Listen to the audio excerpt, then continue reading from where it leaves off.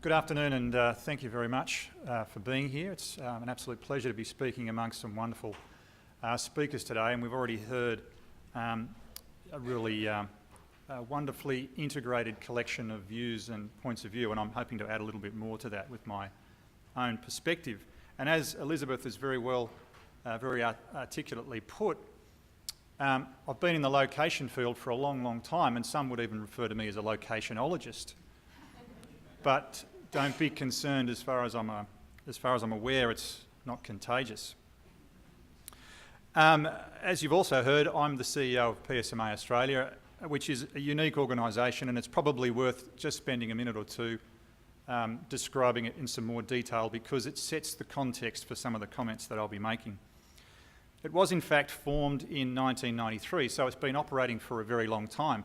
And if you cast your mind talking today about the internet, well, as we've seen on a number of the timelines, 1993 was very early technology within the context of the sort of area that we've been working in, that area of location, and in particular digital mapping. But what was peculiar about this organisation, and perhaps very insightful, is the fact that it was the governments of Australia that decided that there needed to be a mechanism to bring together all the digital mapping data right back in the early 90s. And so that enterprise evolved into a company which is now an unlisted public company limited by shares, but the shareholders are the 9 governments of Australia, and we operate completely independent of government funding under a full commercial model. So we do have a very interesting insight from the point of view of both location and the role that it has within the economy and supporting business, but we also have a unique perspective of government, and that's all governments in Australia, particularly from the point of view of location information. Now, you may not have heard of PSMA, but you probably will have heard of our flagship product, the Geocoded National Address File, better known, of course, as GNAF. And apologies, we're not very good at names. And you will have definitely heard of our network of partners, and of course some of them are represented here today. Resellers include Nokia's HERE Maps, Pitney Bowes and Deloitte Analytics, and they're just a few. But it'd be fair to say that there aren't too many location applications on the internet, on handheld devices, across computers that don't link back in some form or other to the data held and managed by PSMA. As Elizabeth has also said, I'm one of the members of the AIIA's Geo-Spatial Special Interest Group, which you have to be very careful about when you say, which is focused on, it's only been around a couple of years, and it's focused on bringing together those people who are members of the AIIA and have a passion for location. And I think that this is becoming incredibly important. We've spoken a lot today about the Internet of Things, the increasing number of things, but one of the things that we haven't said, and I know it's implicit in what we've been talking about, but the reality is all those darn things move. And you need to know where they are, and you need to know how they interact, and all of those questions about where require location information and a deep understanding of how location can be used to support that. So the Geospatial SIG is all about trying to bring together not just those members who are actively interested in delivering location solutions, but trying to engage with other members to inform them about how location can also support their business. So I speak today from both of those perspectives, and I hope that you find the rest of what I have to say reasonably interesting. So, location data and the Internet of Things, what's the connection? Well, as I've said, there is a very strong connection, and in fact, in many of the presentations this morning, again, whilst it hasn't been explicit, you can see the underlying need to be able to have a very good handle on location in order to support many of the smart applications, the smart infrastructure rollouts, and the analysis that is needed to be performed to get full value from an Internet of Things. So I acknowledge that in the scheme of the internet, location data is a relatively small proportion of all the data. However, my view, and I don't think this is unreasonable, is that its potential for unlocking value in all other data is enormous. But of course, value doesn't just happen, and this is the real challenge. To use location data to its full potential, we must manage it appropriately. putting in the legwork today to develop the necessary policy framework to manage and extract value from location data will prepare Australia for the deluge of data that will come from a world of sensors that is the Internet of Things. So let me give you some context. After all, location data is all about context, and today we are managing or navigating the Internet of Things. So when we talk about data, we're not just talking about a homogeneous collection. And I know that that's probably an assumption that is perfectly reasonable. And again, I'm making a point of drawing it out explicitly because, in fact, the reality is, as you know, there's enormous difference in the type of data. And in fact, those differences are actually really important in understanding how to get the most value from the data. In particular, I'd like to focus on the notion of static, just checking my slides, the notion of static and dynamic data. So there are those data that are a snapshot in time. Perhaps this is the data that traditionally we've been more familiar with, but of course into the future we'll be looking at data that streams, data that is changing rapidly, and data that requires a great deal more effort in order to draw information and value and ultimately knowledge from it. Some data, including the sensor data, as Roz has already mentioned, that we receive from the Internet of Things, and most types of location data continually change, sometimes slowly, but more often very quickly. You may recall at last year's summit, Samar from Tennis Australia, where he talked about the organisation's use of IBN's crowd tracker technology to provide live match scores, real-time venue and court information, and social network activity on a map of the Melbourne ground in real time. Quite an extraordinary effort. But it was also incredibly effective. The data was constantly changing, and it's the fact that the very dynamic nature of this data that led to the ability to be able to understand where people were, what the trends were, what the demands on the local infrastructure were going to be, and how to ensure that the right matches were played on the right courts to take account of all of those demands. Okay, we're not all tennis fans, but that's fine. Let's talk about your car. Just imagine you probably have an in-car navigation device. How many times have you got in the car and put in the address only to find that it wasn't there? Very frustrating. We're trying to fix it, sorry. The real world is constantly changing, so the data that represents it must change equally quickly. And this is a really key point.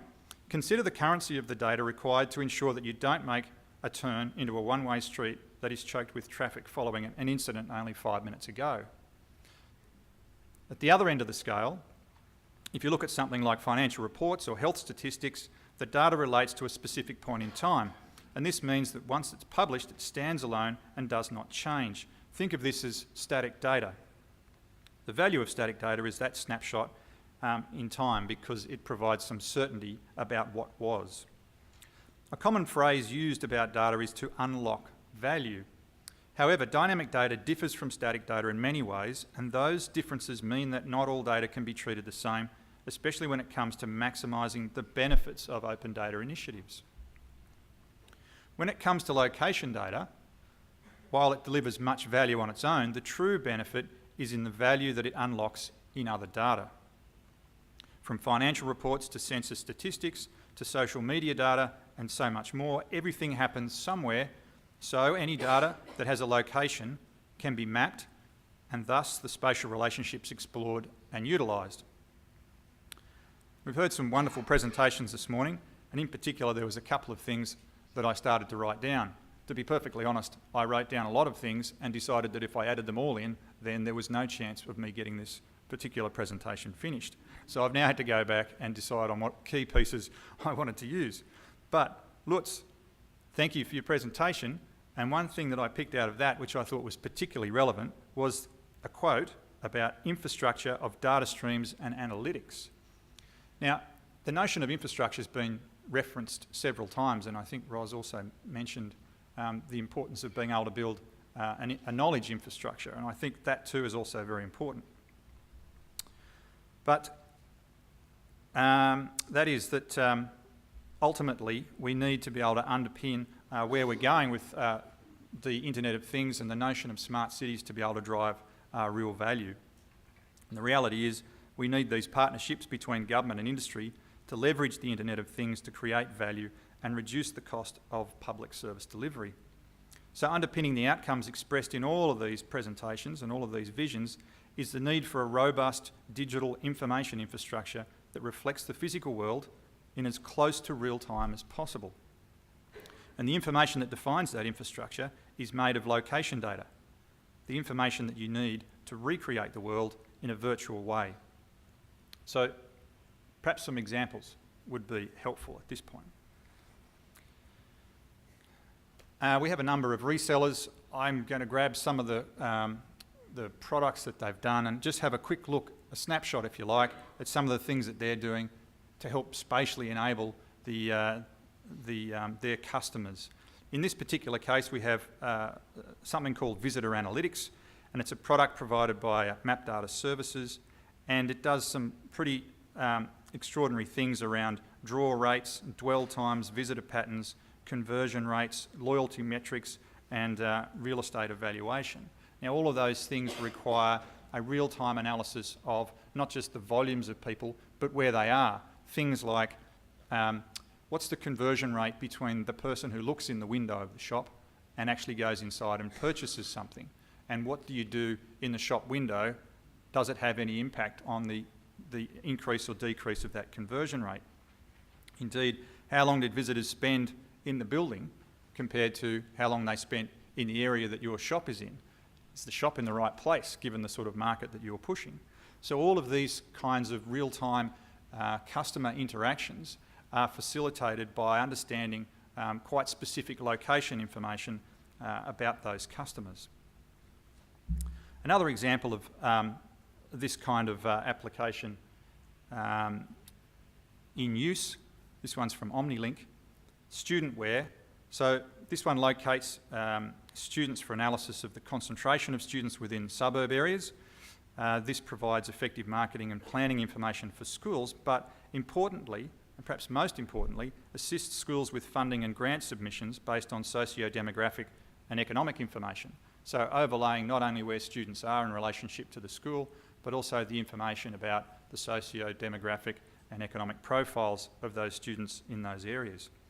But it also assists with things like bus route planning and adding and modifying bus services to match the location of students. All very practical and very important things. Now, one last example. This one is a public sector example. Many Commonwealth and state territory governments use various partner data solutions to do things like access requests for funding, analyse the effectiveness of service delivery and so forth. So to assess gaps, in this case for childcare, the existing centres can be geocoded, which essentially means being able to show them on a map. That map can then be overlaid with ABS demographic data for all the children aged between 0 and 5. From there, calculations can be made to determine the ratio of children to childcare places, and presto, you can develop a thematic map that shows, for instance here, where it's red, there's more children than there are places, or green, where there are still places available. So this helps manage the whole process of ensuring that there's a close linkage between the demand for services in a particular area and the ability for government to be able to deliver them.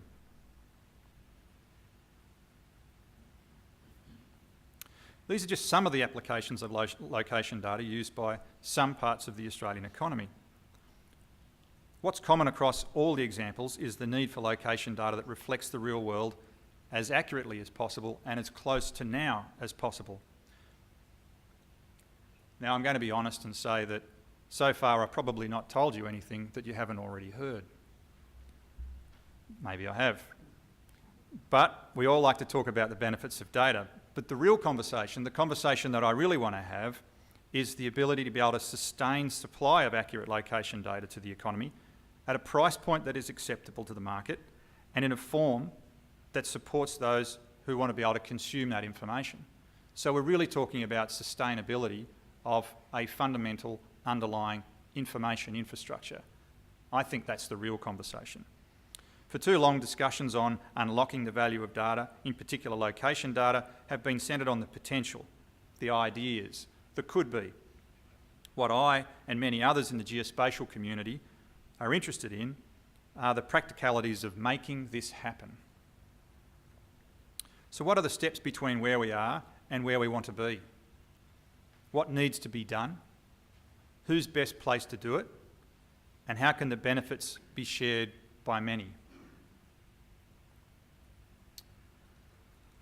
Back in 2012, the collective governments of Australia, through ANZLIC, announced the establishment of the Foundation Spatial Data Framework, or FSDF, which included geocoded addressing, roads, elevation, and so on, 10 themes in all. All good sound building block data sets. Foundation, as the name suggests, fundamental information infrastructure to support all kinds of other location-based analysis. But we don't have a lot of that data yet. We haven't got those efficient mechanisms that we need that enable the transport of the data from those who maintain it to those who need it. Now, these data sets are the fundamental nuts and bolts that would underpin much more complex analysis, the sort of analysis that you would expect to occur once the volumes of data start flowing from the Internet of Things. So we have to be very careful and very conscious that the foundations that we have in place are there to support what it is that we are hoping to achieve into the future. For instance, that visualisation capability can only be achieved once we know and can have confidence in the way these things can be delivered. So, today I want to talk about 4 fundamental issues that all of us, government, industry, lobbyists, everybody, must get together and work through. And as has already been heard, this must be a collaborative endeavour. What type of data does the market need, and how should it be delivered to maximise uptake and value? Who pays, if not the end user, to ensure a sustainable and consumable supply of this data? And how should data quality and provenance be managed? And what does this mean for the future of the Internet of Things? I'm just going to spend a moment on each of those. Let's start with what data. In the 20 years or so that PSMA has existed, we've seen market needs change dramatically. From being a very niche specialisation, location data is now used by every person with a smartphone. And this has increased and broadened demand not only for the foundation data sets such as address and roads and property boundaries and so forth, but also for increasingly sophisticated data such as 3D profiles of properties detailing everything from what the building's made of, where the windows are located, the shape and slope of the block, and even down to the location of fire extinguishers and the ability to be able to communicate with them to find out whether they've been moved. Not only has the type of data the market seeks expanded, but the demand is now even higher in terms of the frequency of the data and the greater the accuracy and the faster response to change in the physical environment. As I actually heard yesterday at another speaking engagement, accuracy is addictive. And that really struck me as being incredibly poignant. And it is. If you just think about your own experience in life, every time you have something that's a little bit more accurate, then all you do is want a little bit more. But I think what's really important to recognise is that accuracy doesn't come at the same price as the accuracy you had previously. So in fact, to be successful and to drive demand actually drives up this desire for more accuracy. And in fact, today, if we're talking about having data delivered in real time, where yesterday we were happy to get it 2 or 3 days old, then what are we going to be expecting tomorrow, and how do we hope to be able to deliver that within the context of a financial business model? So these are all very interesting and quite challenging questions. Of course, the data, if it isn't currently accessible, this may be for a whole myriad of reasons. Either it could be not collected. It's not collected in a way that can be used. It's not collected at the frequency the market seeks. There's no process or mechanism to get the data from the custodian to the market. There's no process or mechanism for getting market feedback back to the custodian. Some pretty big challenges there, and none that can be addressed without investment. Investment that must match demand, which we expect will grow. This point then leads to the next question: who pays? Well, to maximise the uptake of location data and therefore the number of Australians who will benefit from it, the data needs to be accessible. And by accessible, I don't mean just making it available for download. After identifying the type of data users need, the next most important thing is to provide that data in a way that is structurally as well as financially accessible. In PSMA's experience, users are looking to layer diverse data types into intelligent services to create knowledge and value. They're looking to do this efficiently and anticipation of market needs, but above all else, they value reliable data and ask for quality and certainty as sustaining benchmarks. And let me just say, the transformation of location data and the management of that data is not an inexpensive exercise. So here's an interesting policy question. If data requires further processing before it can be used to gain full benefit, who should do that work? Clearly not everyone who uses the data should do this work. It wouldn't make much economic sense to have everybody repeating the same activity.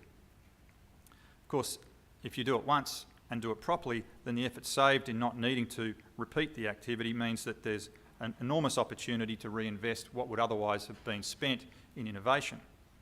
But no matter what model Australia eventually adopts, let's not make the mistake that delivery has to be in terms of what the market wants, and of course, somebody has to pay. It was interesting to note that the Treasurer recently acknowledged this in an interview where the presenter asked, "A lot of people in the markets rely on the Australian Bureau of Statistics data, but they don't pay for it. Should they pay for it?"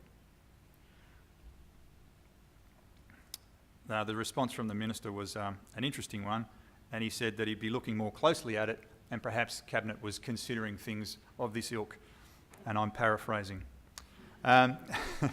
You can rest assured that I and the rest of the Geospatial SIG will be looking out for these initiatives into the near future. But I do want to acknowledge that the work that's been done by the Department of Communications, and particularly in relation to information policy, this is a challenging area. And as we've just seen, to some extent, the technology is driving the policy, not the other way around.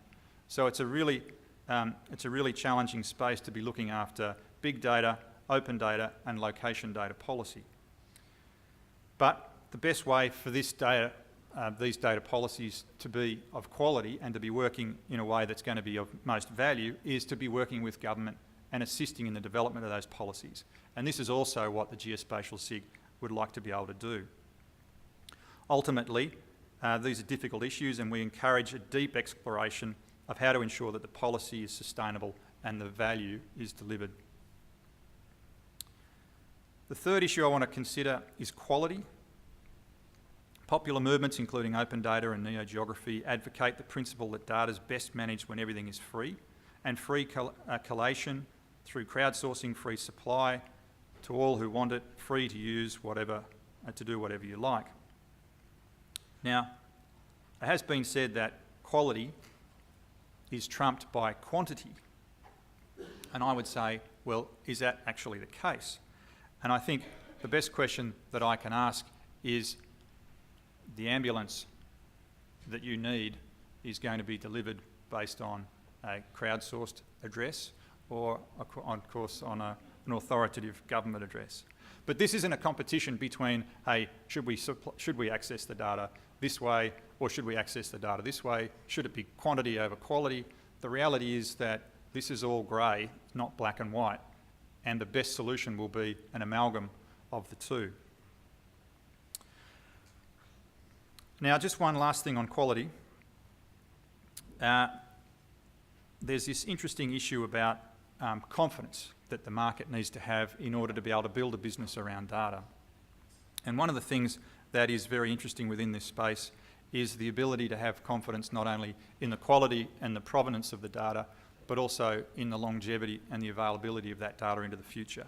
And I think this is a key area for focus. We're not just considering the quality of the data itself, but also the quality of the mechanisms that supply and deliver it, and the ability to be able to build confidence in the market to use that data, also a very important point. So the future of the Internet of Things, as someone's lived and breathed location data and self-confessed locationologist for more than 20 years, I fully understand the current energy and enthusiasm around the Internet of Things. There's no doubt that the Internet of Things offers a whole new realm of opportunity for us all, but data on its own without investment and mechanisms to ensure that it is usable and sustainable will not deliver the highest savings, efficiencies and innovation to government, and indeed that all of us are seeking. So I'm here today to let you know about the AIIA's GeoSig, which I hope that I've done. But the real focus here is to say let's work together to ensure a sustainable supply of that data. Let's invest in the policy, the mechanisms, the education and the support that the market needs to access and use this data. I say let's because it's not a job for a single stakeholder, it's not government alone or industry alone, but in fact all of us that need to be focused on delivering this, and we all have a role to play. So let's start working towards those outcomes. Let's start today. Thank you.